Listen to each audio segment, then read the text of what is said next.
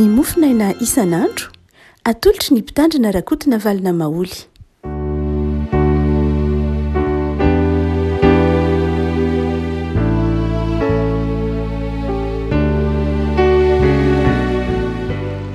Mpifanina revana no manginantsika ny tokantrano any tratra izao zoma fahavalo amby roapolo ny volana martsa izao. Ny mofinaina voalahatra ao antsika dia ny bokin'ny asan'ny apôstôly, asan'ny apôstôly toko fahatelo, asan'ny apôstôly toko fahatelo andininy fahafito ambin'ny folo ka hatramin'ny andininy faha-iraika amby roapolo amin'ny anaran'i Jesoa. Ankehitriny ry zalahy fantatro fa tamin'ny tsy fahalalana no nanaovanareo izany tahaka ny mpanapaka anareo koa. Fa izany no nahatanteran'Andriamanitra ny zavatra nampilazain'ny mpaminany rehetra rahateo fa hiaretan'i Kristy. Koa mibebaha ianareo ka miverena amin'ny nonan'ny fahotanareo mba ho avy izay andro famelombelomana avy amin'ny fanatrehan'ny Tompo ary mba hanirahan'i Kristy ny voatindro anareo dia Jesoa, ilay tsy maintsy ho raisin'ny lanitra mandra-piavin'ny andro fampidinan'ny zavatra rehetra izay nampilazain'Andriamanitra ny mpaminany masina hatramin'ny voalohany indrindra. Ray masino manamasinana ny fahamarinana dia ninao ny fahamarinana. Amen. Rehavako toriteny nataon'ny Petera ity mofinaina ito ampelantanantsika ity. Toriteny izay iantson'ny Petera fibebahana ho an'ireo izay niaino azy.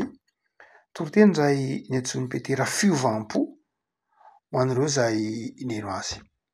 Hoy Petera manao hoe ankehitriny dia tamin'ny andron'ny tsy fahalalana no nanaovanareo ny tsy nety, fa ankehitriny kosa ianareo dia mibebaha. Misy fomba fitenin'ireo teolôjiana réformé aty aoriana tahaka ny Oscar Kuhlman niresaka momba ny antsoina hoe hic et nunc ny fibebahana. Ny antsoina hoe hic et nunc teny latiny izy io, hic ici, nunc maintenant, izany hoe izao eto sy izao ankehitriny izao. Ny fibebahana izany dia izao hic et nunc, izany hoe ny fibebahana dia zavatra atao eto izao ankehitriny izao amin'ny toerana misy ianao. Ny fibebahana izany tsy zavatra ataontsika hoe tsy zavatra iandrasana. Ny fibebahana izany dia antsoavo, antson'ny fanahy masina izay miantefa amin'ny mpino amin'ny vanim-potoana ankehitriny ary amin'ny toerana misy azy izao ankehitriny izao. Raha ohatra ka mandinika tsara ireo fibebahana hita amin'ny zoatra masina tsika, ohatra hoe ny fibebahan'ny Paoly izay teny an-dalana Damaskosy dia teny ambony soavaly Paoly hanintsika ny fiangonana no nandre ny antson'ny Tompo, ry Saoly nahoana ianao no manentsika ahy? Ary dia nianjera teny amin'ny soavaly ny Paoly ary hic et nunc, izany hoe teo ny eo Paoly dia nibebaka, teo ny eo Paoly dia niova ny fiainany. Izany hoe teny an-dalana Damaskosy izany dia avy hatrany dia sady toerana niovan'ny Paoly, no fotoana niovan'ny Paoly. Zay mahatonga azy miteny hoe fony aho teny an-dalana Damaskosy. Teny an-dalana Damaskosy dia izao hic et nunc ny Paoly, sady milaza toerana izay ny milaza fotoana izay. Tsaroantsika tsara ireo mpianatra rehefa natsoin'i Jesoa, rehefa natsoin'i Jesoa hoe avia hanaraka ahy, dia hoy ny filaza zoatra masina azy, hoy ny filazantsara azy hoe ary niaraka tamin'izay dia nandao ny araton'izy ireo hic et nunc, izany hoe teo ny eo ihany, teo amin'ny toerana izay niantson'ny Tompo azy io dia teo no niaonany tamin'ny Tompo, teo no ny fanenany tamin'ny Tompo ary dia nanaiky nandao ny aratony niaraka tamin'izay ny mpianatra. Zakaiosy tsaroantsika tsara, Zakaiosy rehefa niaona tamin'ny Tompo dia hoy ny Tompo taminy, ry Zakaiosy midina faingana fa tsy maintsy mitoetra ny an-tranonao any io, hic et nunc, zao ankehitriny zao aho dia tsy maintsy ho any an-tranonao, izao ankehitriny izao, eto no ionanao amiko. Ary dia rehefa nidiny Zakaiosy teny amin'ny aviavy, ny an-trano tao an-tranon'ny Zakaiosy Jesoa dia niova ny fiainan'ny Zakaiosy.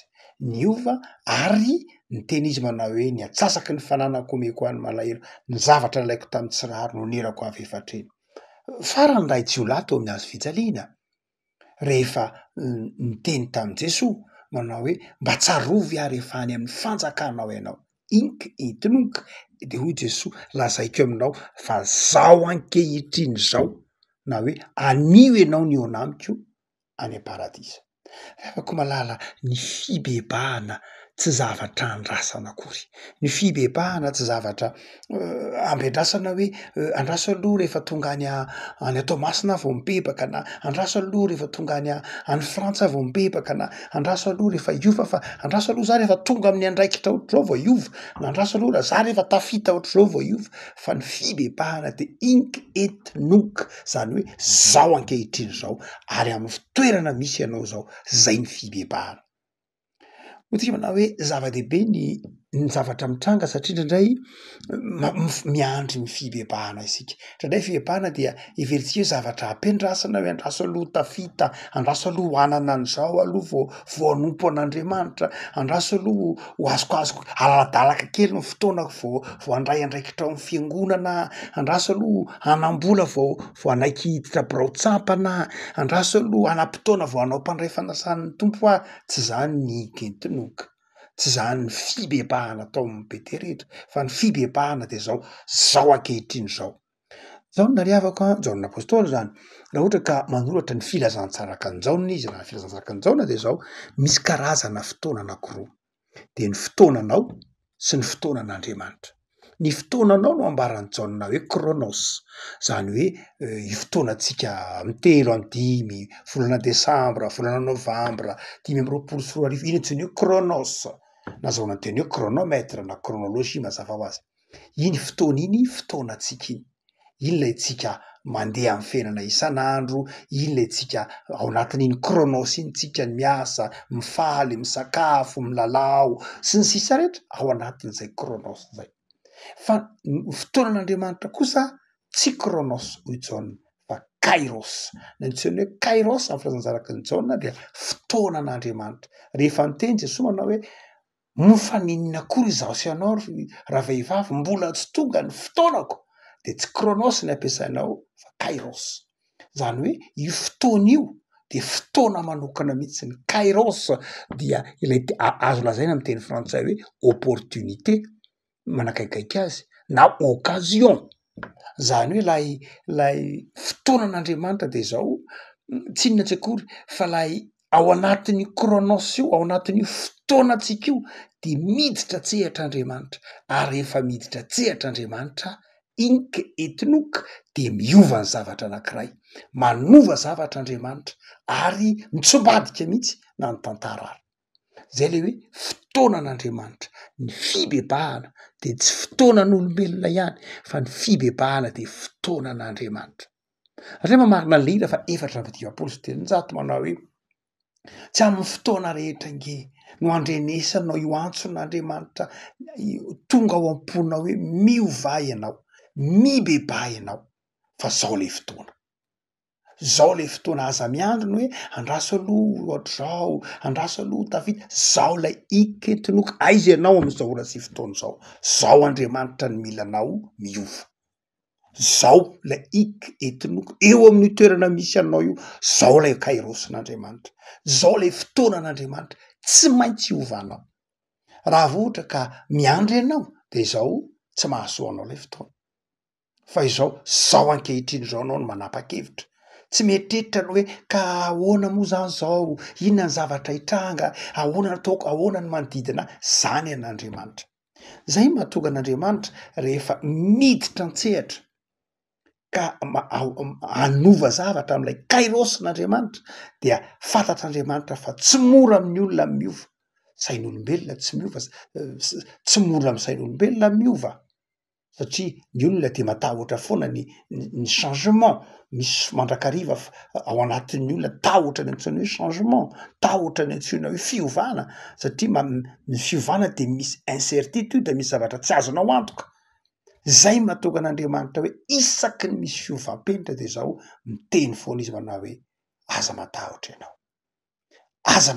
ianao raha iovy ianao ankehitriny, raha iovy ianao anompo aho, raha iovy ianao iaraka amiko de zao. Zay mahatonga azy niteny tamin'ny apôstôly manao hoe aza matahotra an'izay hoaninao zany, aza matahotra an'izay hosotroanao zany, aza matahotra an'izay hotafianao zany, aza matahotra an'izay mahafaty ny aina, aza matahotra an'izay rehetra ny ampitsonao, fa aza entinoka miovà fotsiny ianao, mandraisa fanapahan-kevitra hoe za tompo anompo anao, za tompo iova.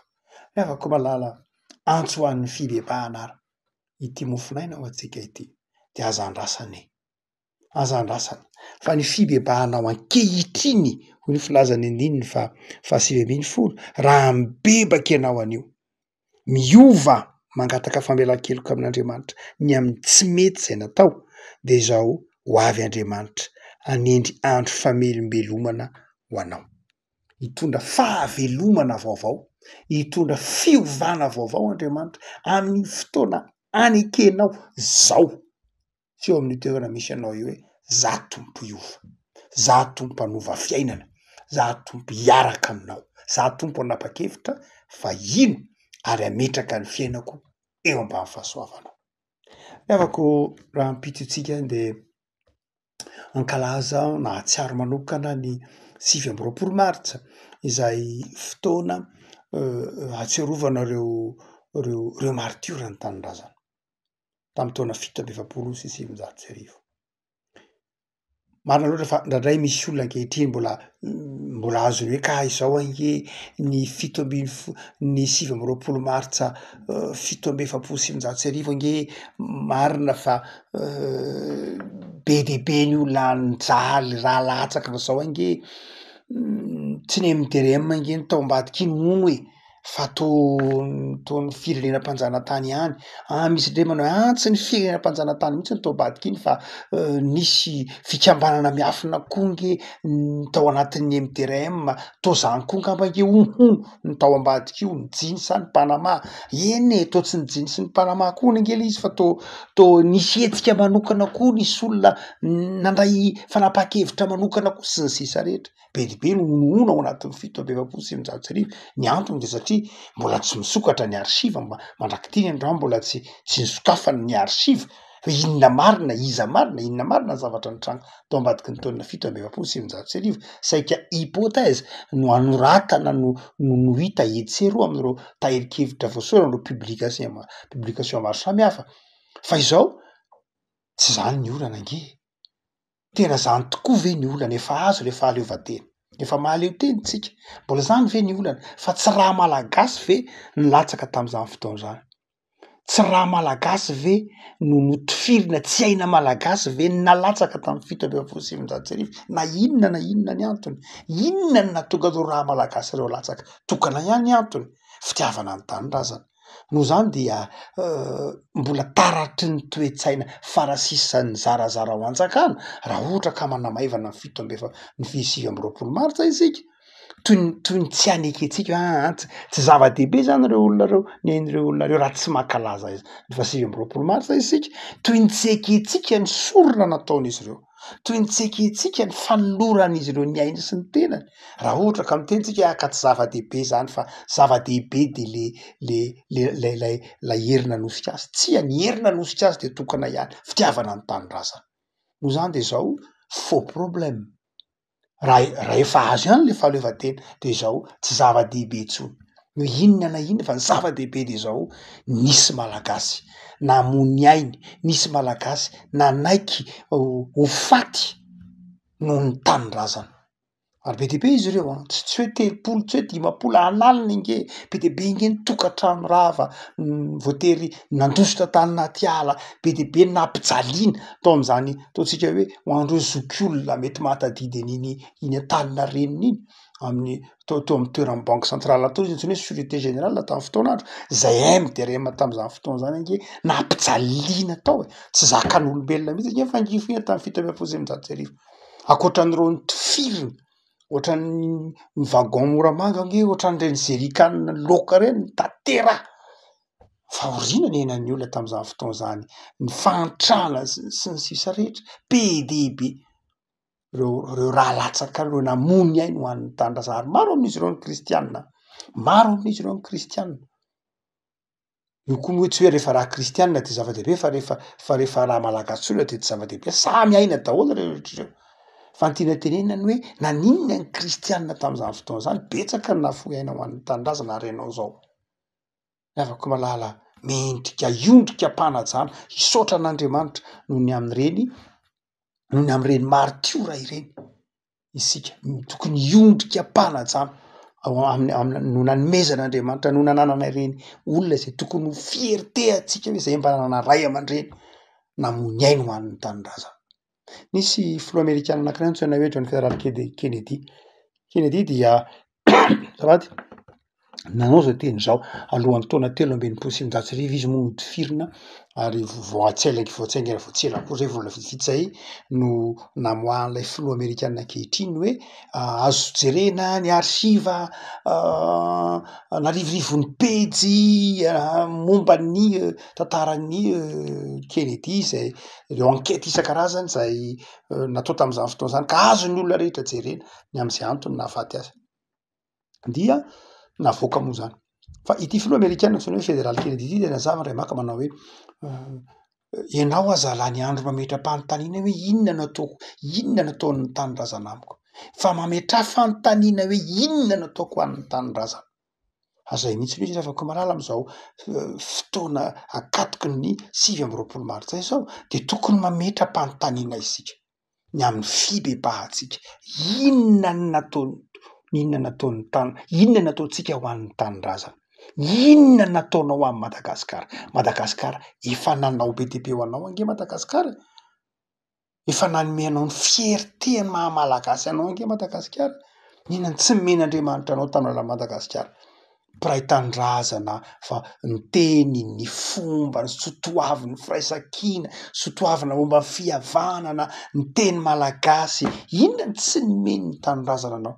Ankoatr'izay ny harenan-kibon'ny tany tsy hitanavanavana, ny ranomasina, ny harena ao anatin'ny ranomasina, ny tendrombohitra, ny zavaka, inona ny tsy nomen'Andriamanitra anao tamin'ala Madagasikara ary inona ny tsy nomeny Madagasikara anao.